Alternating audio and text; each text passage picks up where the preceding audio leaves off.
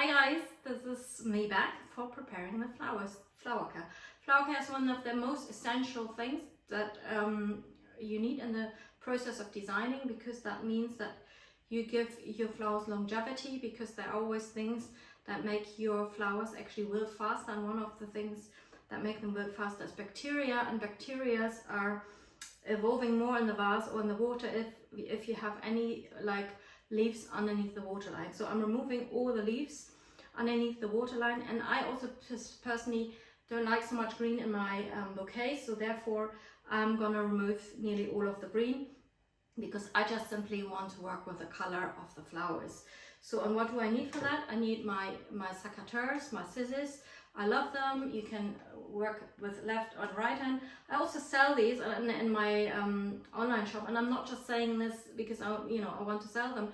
I really love this. This one is 3 years old and it hasn't broken down. And I tried a lot of scissors, and I really swear by these Kagigans from Japan. So I love them. So have a look if you also want to start your floral career with them.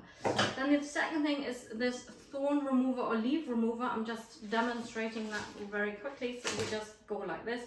And I find that this is actually not destroying so much the stem than other thorn removers.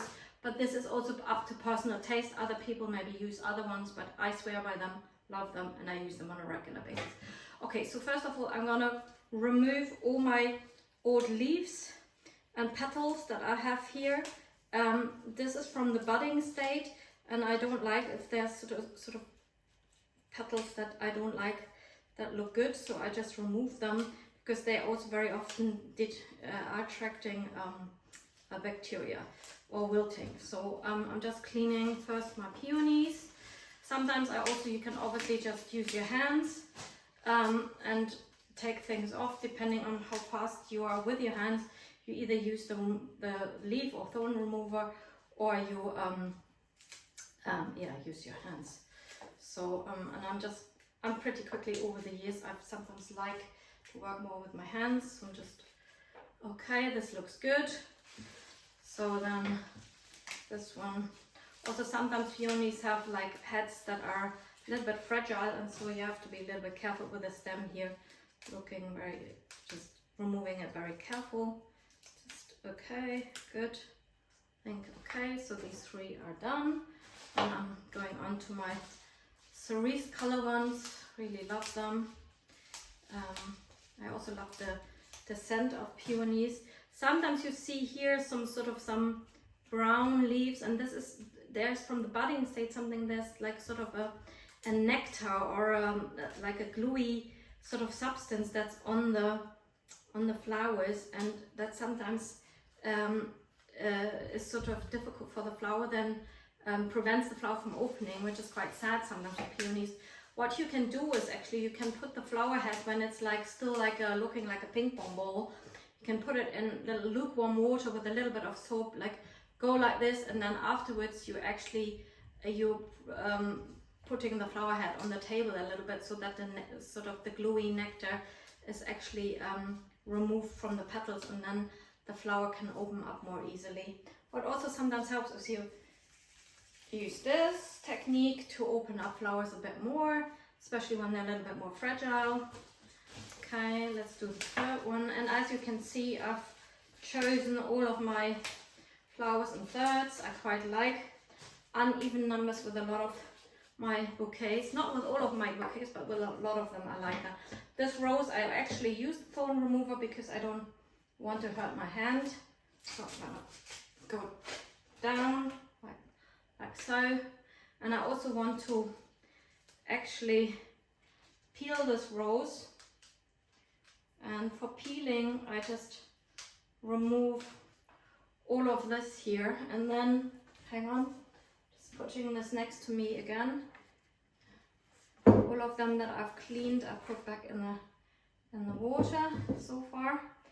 Okay, let's put that there on the side for a second.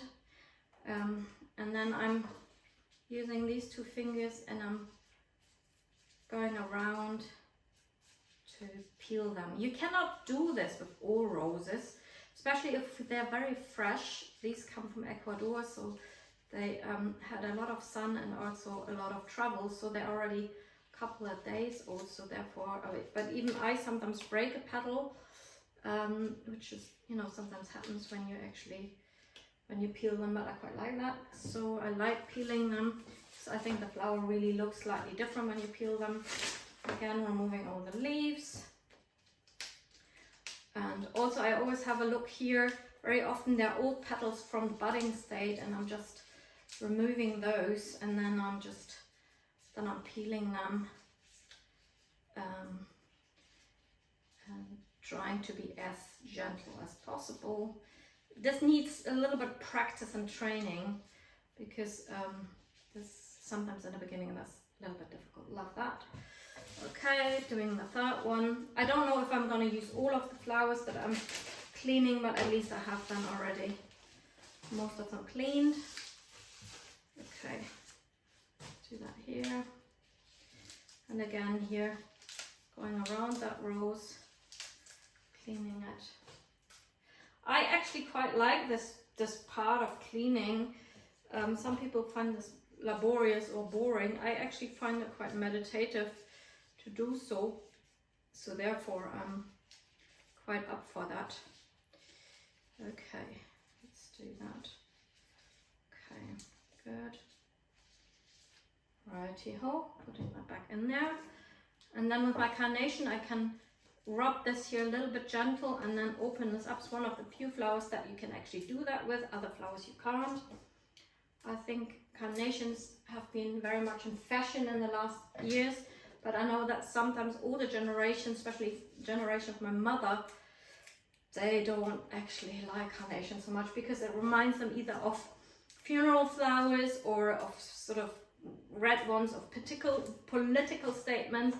I find that quite sad, because I think there's so many really beautiful varieties now in the market, and I find carnations are a really beautiful first or secondary flower that I love to work with, and I think they're very often bridging different color themes, so therefore it's one of my go-to flowers that I use quite a lot. So as you can see, I just used 3, and because I know I need for this bouquet anyway flowers in different heights, it doesn't matter if something gets broken. And I'm also using some of these are called bridal piano, and I love them. Also this one has really bad thorns, so I'll remove the thorns. And I actually quite like these little buds, I think they're nice, but I'm also going around here, very careful to remove old petals. And this is, you have to do this really gentle. Okay, maybe one more.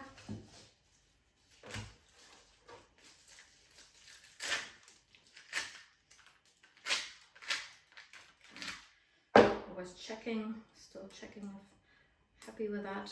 Okay, good. Moving, cleaning the table. Okay, also going around here. Right, good. Okay, nice. Okay, it's done, and then I'm gonna work. I'll do this. Oopsie. Okay, this one I'm actually cutting a little bit apart, because this is too much for one bouquet, so then I also can use these other side bits. I'm gonna use them later also for my bouquet, maybe at the rim. Okay, just checking here. Okay, all good, and just like this. Okay, fine. Okay, and then this one I'm gonna remove the leaves here. It's actually wild gypsophilia, really like that. Okay, like so. And I find this is better to do with hand than to use it with a thorn remover, because they are very fragile, these stems. And oh, my cat is meowing, so I'm gonna get that cat in a minute, because I'm right now in the kitchen.